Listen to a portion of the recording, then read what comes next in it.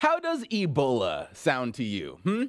Because soon you'd be lucky to catch it right here on our border, free of charge. You just contract it from a migrant and die. It is called the American dream.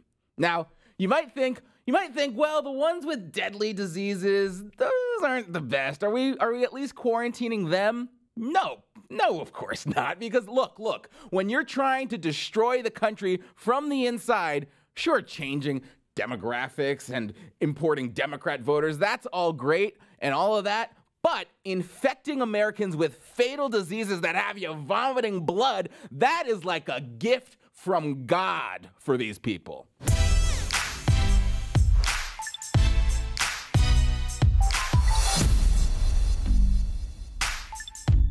All right, the border is not getting better, it's getting worse, everybody knows it. Take, for example, the small town of Uvalde, Texas. This is the new hot spot for migrants coming north. It's all the rage. It is a town of 17,000 inhabitants, and it is now literally overrun by illegal immigrants and an international cartel smuggling operation. Doesn't that just sound grand?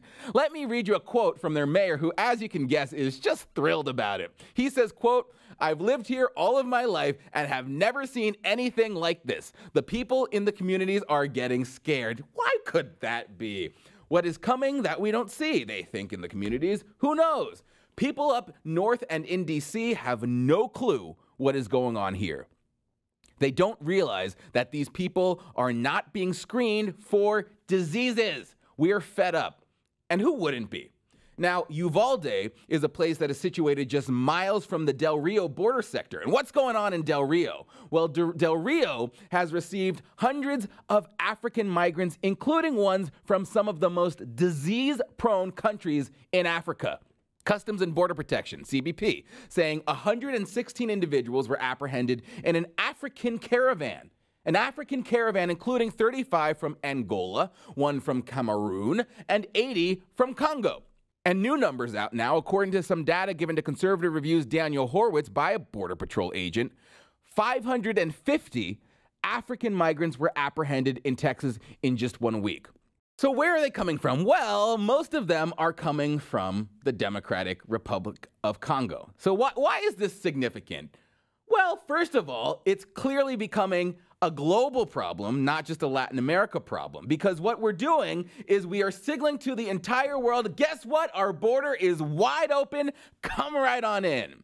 And of course, they are. But what's going on in the Congo? Well, the Congo's having a little bit of a problem right now. What is that problem? Oh yeah, the worst Ebola outbreak in recent memory and the second worst Ebola outbreak in human history. So you combine these two things, the global problem and the Ebola problem, and what you get is the global spread of deadly diseases, which the World Health Organization is now calling the new normal. Fantastic. In the Congo, Ebola claimed 1,300 lives since last August, which makes it the second deadliest human outbreak of the virus in human history. Yeah, so there's that.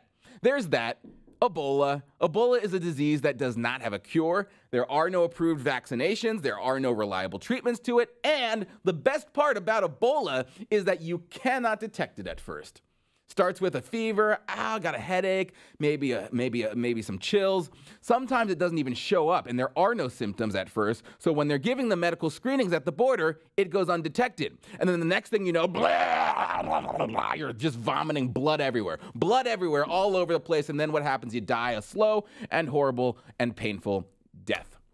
But we can't talk about that. We're not allowed to talk about that. Why? Because predictably, like clockwork, the lefties come out and they start saying, well, you know what? Saying immigrants have disease is racist.